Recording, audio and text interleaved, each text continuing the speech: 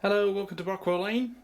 Thank you very much for anybody who came to see the exhibition at the weekend in Chesterfield. We had a little mini exhibition in a chapel in Chesterfield, and mine was one of 4 layouts which I took, which is this one. You might remember it's the southern Isle of Wight type layout, shunting layout. I took that to the exhibition, never done an exhibition before, so I didn't know how it was going to go. But it turned out pretty well. It run very well with the Southern Terriers. The stock's still in the box, actually, it's not got them out. But I've put this in a position where I can use it more because it operated much better than I thought it would. So that's underneath the main layout. So thank you for everybody that came and said hello. I had some interesting chats with some of you, and really nice to see everybody. And I'm no longer an exhibition virgin. I've successfully taken part in one. I'm sure this layout will get upgraded and go to some more exhibitions in the future. Just a test event and our normal event in Bakewell, much larger exhibition. I believe. Well, we need to have some meetings, but I think that's going to go ahead next year. So I'll bring you that in time. But this update is going to be about the main layout, which is above. If you've not watched me in a while, this is the second side of the layout. It's a bit of split personality. This is going to be based on peak forest, and you can see I've been doing a little bit of scenic work. The other side, of course, is the Great Central, which you've seen in previous videos. I'm not going to do too much at that side at the moment. I'm going to concentrate on side 2. So I finished the ballasting. I've done a little bit of building up scenery with plaster cloth on the front here and got that painted with emulsion, so that's kind of ready to have some grass put on there eventually. I'm just building up the back at the moment with these ribs, these foam board ribs I put in. They're gluing down in approximately the right sort of shape, just scruffily glued in. I want them to be set with PVA quite strongly before I fill in some of the gaps with some newspaper and things and start building up the background there. So I've just got to let that dry. I pinched the signal box from the other side because I think this actually will look better here. It's more like the peak forest one, although not exactly. And there is a Great Central one coming out which can go at the other side where I pinched that from, which will go in that space there at the end of the platform. Now I've just been pouring some PVA down there in the gap between the tracks because I need to get a little bit more greenery on this layout just to make it look more pleasant, because I'm a bit sick of it looking dark and dismal and scruffy baseboards in between the tracks there, so I'm going to get some green down there just to see how that looks. It's a bit of rough ground, so I'm just going to try this coarse turf in light green from Woodland Scenics. Spread that around there and see how that looks.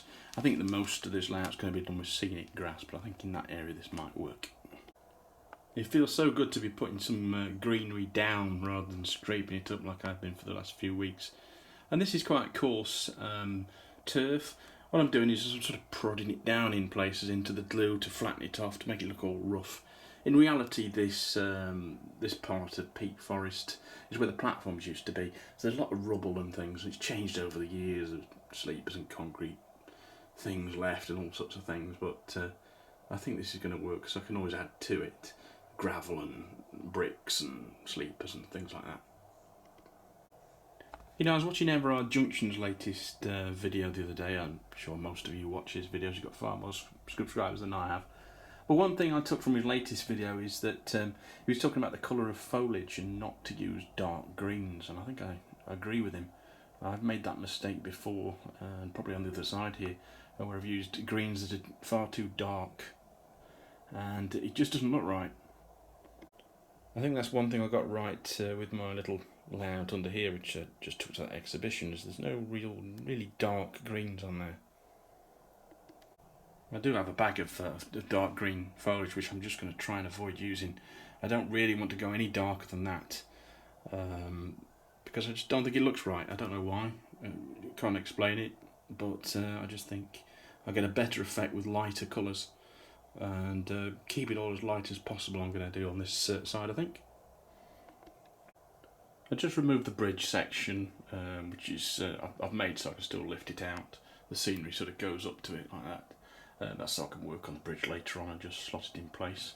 So I'll just do some more grassing just around the bottom and underneath of that. It's really quite effective, this, as you push it down and then you can leave other bits clumpy. It's quite a nice effect, I find. I'm probably going to save this packet when this is gone, so I can buy some more of this light green just for my records. So after that's glued down on a thick layer of PVA, I'm going to overspray with a bit of water in a bottle. There's a bit of surgical spirit in there as well, just to, because I can use it for my ballasting. So spray that over and it just wets the whole thing and just lets it soak up the glue, and shouldn't get on the tracks and in motor mechanisms and things like that. So just a little bit more at the end there.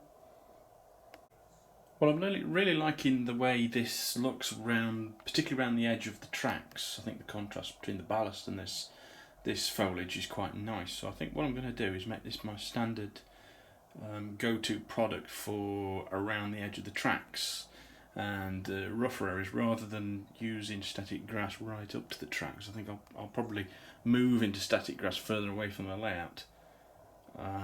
So I'm probably going to use this. I might well use it to fill in those nasty gaps below the station building, probably a bit round here, and just to edge off the ballast, because I think that looks nice. Can't explain why, I just like it. And you see I've done a bit more bushy effect there by sort of doing 3 clumps and then squashing it down in between. There's also a little bit of play sand in there as well, trying to keep it all pastel-y colours. So I've done a little bit more at that side of the track and towards the bottom of the bridge as well. Probably need to do some more over the back there. So I'm just placing a locomotive on the tracks just to see if I like how it's coming on, and I think I do. Bit out of the area, this 33, but it's a nice model.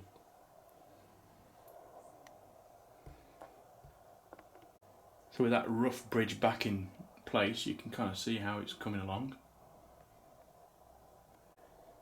So I'll put it all the way along the edge of this track as well. My idea is that it'll form a barrier between the static grass and the track. So when I'm doing any varnishing and hair spraying, which is any other scenic work, it's going to form some sort of barrier to protect the tracks. And also tidy up the edge of the ballast. And I've also done a little bit more over there in some clumps, just a bead of PVA. Not actually put it on all the PVA, I've just let it sit on top to look like tall weeds. So I think that looks quite effective as well. So this track, this rear siding in real life at Peak Forest, or how it is today anyway, it's actually a refueling road, and it's actually dug away underneath and it's looked quite modern. Now I was originally going to do a modern version of Peak Forest, but I decided that that might make it look a little bit odd when I'm running class 40s and 25s and things, so I decided to leave it more how it used to be. I could always use it as a refueling road as well, but I'm not going to make it look quite as modern as it does now.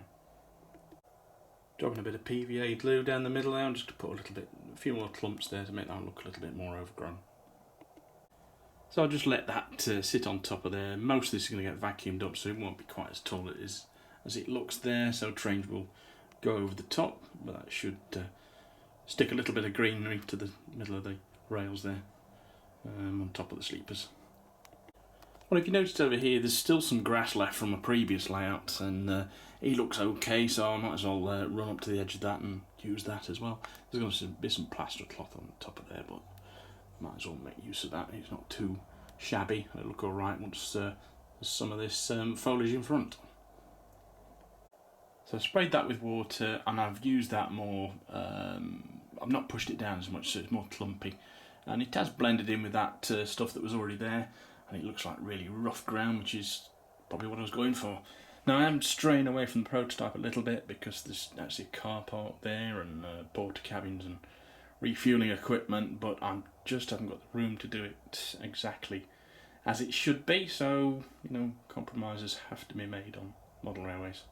But I'm quite happy with the result so far. So I'm trying to break this job into manageable little chunks, just to make it more easier and more enjoyable. I'm just doing, you see that, I'm just doing a little triangular section there, and then I'll move on to a little rectangular section, and you know, keep it like that, rather than trying to do the whole thing at once, which gets boring. Well, I've got quite a bit done there, but unfortunately I've now run out of this, so I think I'll probably go online and order another bag of this. I know that should be other blends in there as well, and of course there will be. You should never really use one colour, but I'm really happy with the look of this and the texture around the tracks. So I will order another bag, and I'm going to get the same sort of effect over here as well. Hopefully one bag should do that. And oops, I've just noticed one of my stretchers has fallen over. That's got some PVA on. Hopefully that's going to take a while to dry, but I'm doing some plaster bandage scenery later on today. Well, I've been busy adding a few little details in. I've found some cones from a previous layout. There's always cones about at Peak Forest, I don't know why. There's a little ballast bin there, which I had on a previous layout as well. I think that was from Skytrek. Also from them, there's some little point motors, dummy point motors, which are scattered about the place, next to the points, of course. A couple of barrels, another cone. I put the signal down there. Another couple of relay boxes I've found, and also that little Backman grip box. I think there is a grip box at Peak Forest in a similar position. And then I've been making some crossings out of balsa wood, which need painting, and also a couple of representations of concrete covers in that middle section. There's an old sleeper, things like that. And there's a couple of fences there I put up, which were yellow ones. They look a little bit thick, so I might weather those down. And there's one or two bits and bobs I've found which are on that back platform, which are yet to be positioned properly. Little sign as well over there. And a few of these grass tufts, which I think are from Gauge Master. I bought those for the other side. I've still got a few left. So I've just been placing those in certain areas, covering up bits of bare wood, bits I've missed with ballast, things like that. Just to straighten things out a little bit. Found that little archway which was used on a previous layout. I think it was a 009 tunnel at one time. I might put that up against the back there and cover it in a lot of foliage, because there are old-fashioned tunnels and walls which appear on that side from old quarry and narrow gauge lines and things. So that'll probably get covered up and made use of there.